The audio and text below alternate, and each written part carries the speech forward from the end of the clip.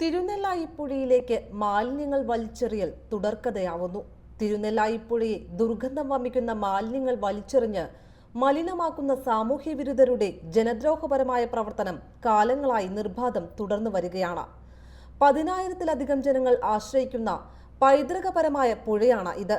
കുളിക്കുവാനും മറ്റു ഉപയോഗങ്ങൾക്കും ജനങ്ങൾ ആശ്രയിച്ചു വരുന്ന പുഴവെള്ളത്തെയാണ് ചിലർ ഇപ്രകാരം മലിനപ്പെടുത്തുന്നത്. പൊതുജനങ്ങളുടെ ശ്രദ്ധയിൽപ്പെടാത്ത വിധമാണ് ഇവർ മാലിന്യം പുഴയിലേക്ക് വലിച്ചെറിയുന്നത്. ഘട്ടം ഘട്ടമായി വലിച്ചെറിയുന്നതിന് മാലിന്യങ്ങൾ സംഭരിച്ചു വെക്കുന്നതിനായി പുഴയുടെ അരികിലായി പ്രത്യേക സ്ഥലം തന്നെ ഒരുക്കിയിട്ടുണ്ട്. പരിസരവാസിയല്ലാത്ത സ്വകാര്യ വ്യക്തിയാണ് ഈ സ്ഥലം ഇത്തരം ദുർവിനിയോഗങ്ങൾക്കായി നൽകിയിരിക്കുന്നതെന്നും പറയപ്പെടുന്നു. പച്ചക്കറി മാലിന്യങ്ങളും മത്സ്യമാംസങ്ങളുടെ അവശിഷ്ടങ്ങളും ഉപയോഗിച്ച പാമ്പേഴ്സുകളും ഭക്ഷണാവശിഷ്ടങ്ങളും വലിച്ചെറിയുന്ന മാലിന്യങ്ങളിൽ ഉൾപ്പെടുന്നു. രാത്രി സമയങ്ങളിൽ ഇവ കത്തിക്കുകയും പുഴയിൽ ഉപേക്ഷിക്കുകയും ചെയ്യുന്നത് പതിവാണെന്ന് നാട്ടുകാർ പറയുന്നു. ഇത് ചോദ്യം ചെയ്യുന്ന പരിസരവാസികളെയും സാമൂഹിക പ്രവർത്തകരെയും ഭീഷണിപ്പെടുത്തുന്നതായും പറയപ്പെടുന്നു. മാലിന്യങ്ങൾ പുഴയിലേക്ക് വലിച്ചെറിയുന്നതും ജലം മലിനമാക്കുന്നതും ശിക്ഷാകരമാണെന്നിരിക്കെ ഈ സാമൂഹ്യ വിരുദ്ധ പ്രവർത്തനം നിർവിഘ്നം ആവർത്തിക്കപ്പെടുന്നു.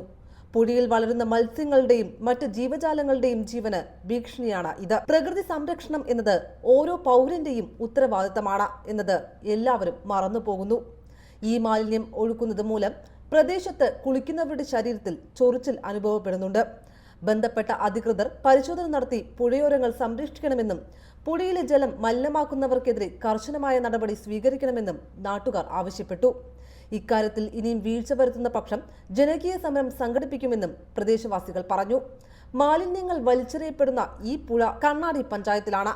മാലിന്യങ്ങൾ വലിച്ചെറിഞ്ഞിട്ടുള്ള ഭാഗം പാലക്കാട് മുനിസിപ്പാലിറ്റിയിലാണ്. ഈ തദ്ദേശ സ്ഥാപനങ്ങളിലെ ബന്ധപ്പെട്ട അധികൃതർ കർശന നടപടി സ്വീകരിച്ചാൽ കുറ്റക്കാരെ പിടികൂടാനും ഈ കൃത്യം തടയുവാനും കഴിയുമെന്നും പരിസ്ഥിതി സ്നേഹികളും ശുചിത്വ പ്രവർത്തകരും പറയുന്നു.